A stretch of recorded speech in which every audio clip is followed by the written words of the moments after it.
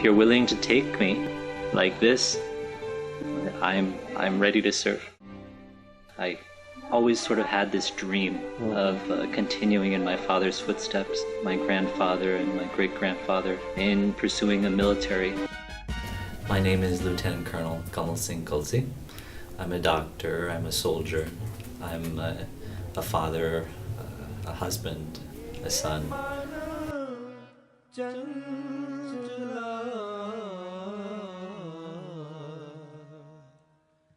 Grew up in the Glenrock Gurdwara Sangat. Before there was a Gurdwara here, people would bring langar from home, and so we would do Gurdwara in a tent. And we were all very happy, very small Sangat.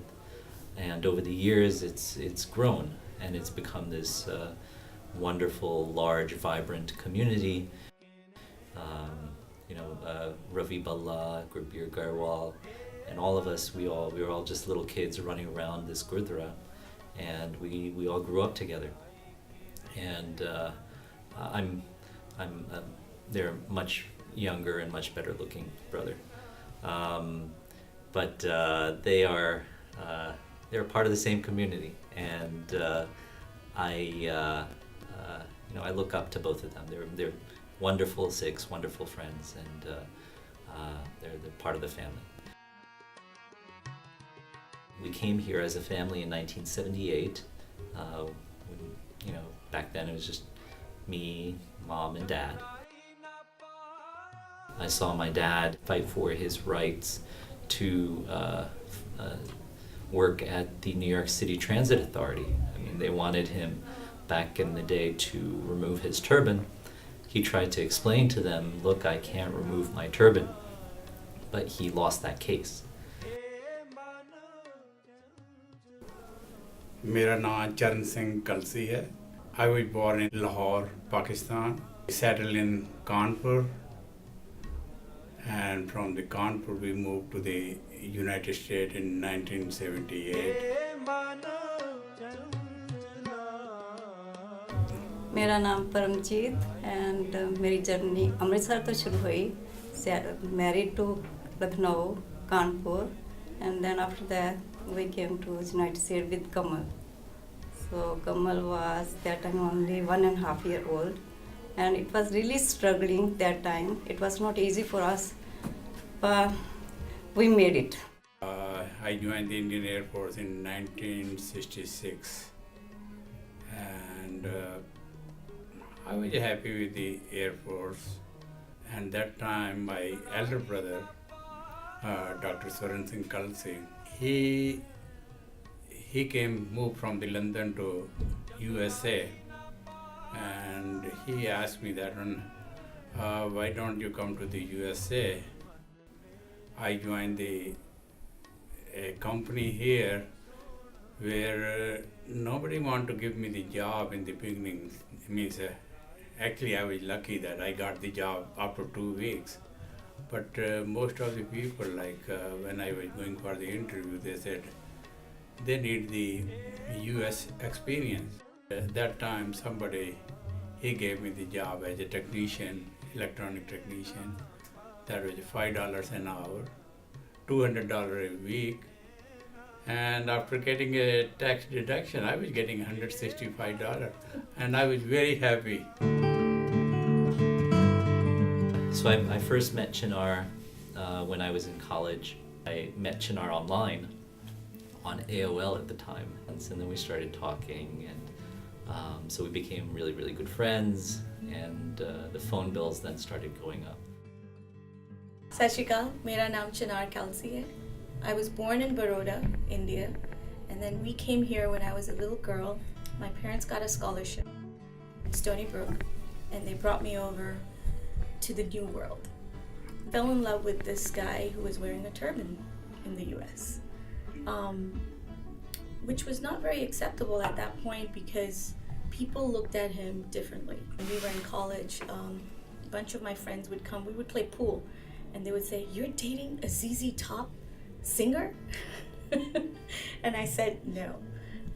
He's a Sikh. He's from India, and his religion expects him to wear the turban, the beard. And then we got married in early 2000.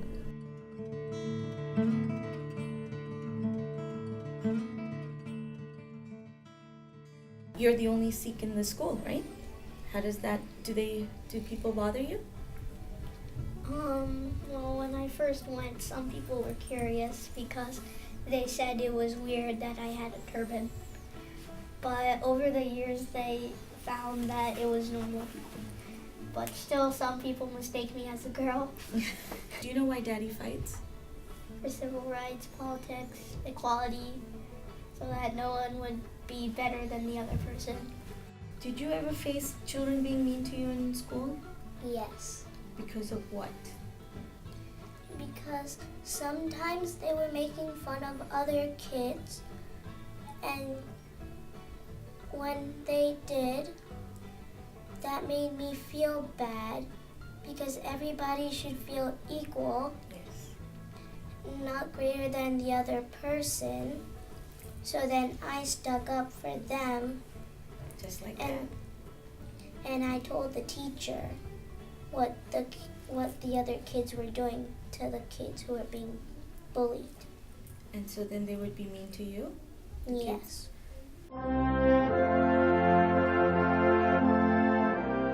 When I got the opportunity to be a soldier, I raised my hand and I took my oath as an officer, and I joined the Army. And really had no issues up until 2008. In 2008, I called my chain of command and I said, look, I haven't had any issues so far, but I just want to let you know that I have a turban and beard. I was always the only Sikh kid in my school growing up. At times I did get bullied. So a month later I get a call back, and it was a very different phone call. They said, actually, there are some rules and regulations here, and the regulations state that you have to remove your turban and beard.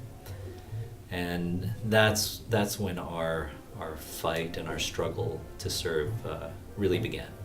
And that was 2008. It took us the better part of a year and a half going up the chain of command.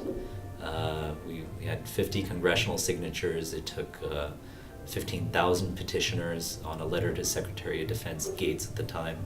It took pressure from the White House. It took pressure from the Sikh community. It took $500,000 in lobbying just to get one person in, and that's a shame. I'm glad I was able to get in, but it upset me that it was just for me. And then when 9/11 happened, that was another assault on the Sikh community. I think every American suffered during 9/11. We felt it deeply within our souls, within our heart, that this is a turning point for us as Americans. But the Sikh community felt it worse. We were the first person killed in a hate crime after 9/11 was a Sikh. The gurdwaras were set on fire, graffiti. Sikhs all over the U.S. were victims of hate crimes and bullying and job discrimination. So by me standing up and presenting an image of a Sikh in uniform as a soldier, it's what we've been doing for hundreds of years. It's what our gurus trained us to do, is to stand up for other people.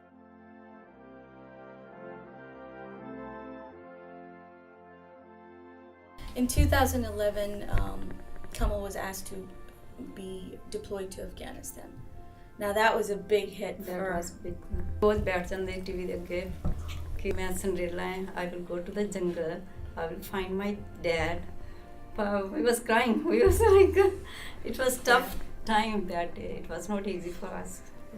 I think asi chaliya rakhe si, right? Every day we went to Gurdwara without fail. So Kamal would, after whatever his shift was over in Afghanistan, would get on to Skype, would just have the TV on and watch him sleep. And for 4 or 5 hours we would just sit in front of TV, Watching him, just watching him sleep. sleeping. And we knew he was safe. We didn't know what to expect. We had this child, never seen war in his life, is now in front line.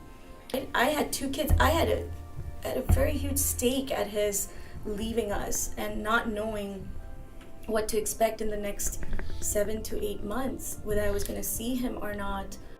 My kids, I remember Maya writing little, like Mom said, writing little letters. She used to read those books, where she was actually the Cinderella who was in the jungle looking for her dad.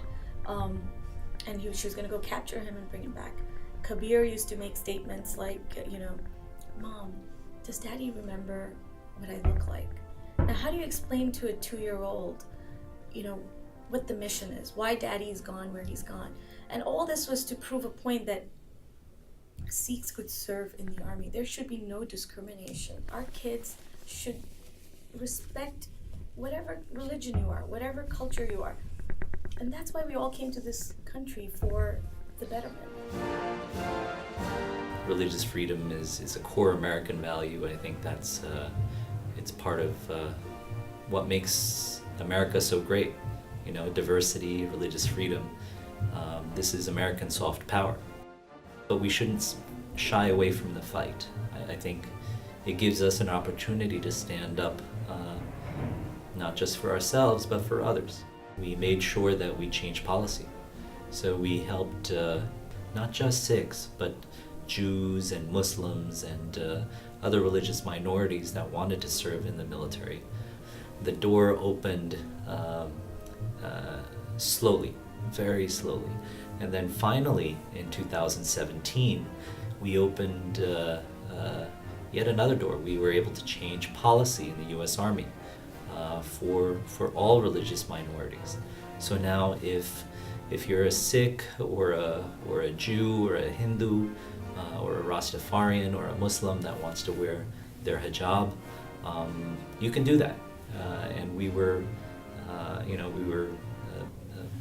part of the struggle that led to that policy change, and we're very proud of that. Whenever in looking at this issue, if we can make a change with the U.S. military, which is the nation's largest employer, that change will have a ripple effect throughout all of society. We continue this struggle today, and that's why I started our nonprofit Sikh American Veterans Alliance, SEVA, to continue that struggle with the Air Force, with the Navy, with the Marines, with the Coast Guard, the U.S. Public Health Service, where Sikhs and other religious minorities are still not allowed to practice our faith freely.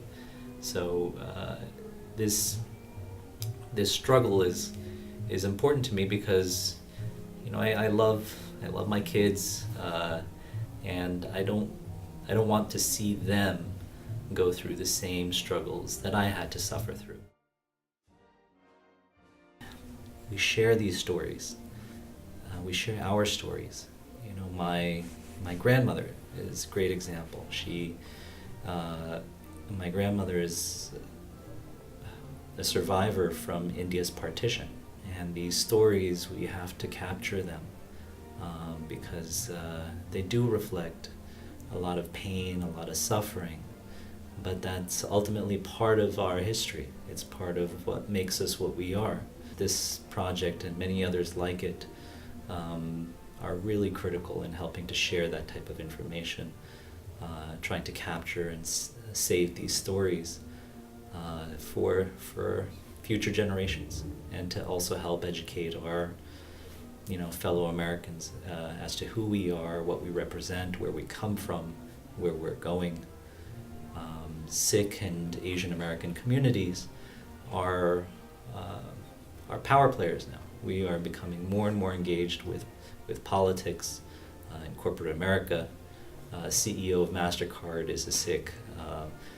Much of the farming done in California is done by Sikhs. We are a force to be reckoned with. So, and I believe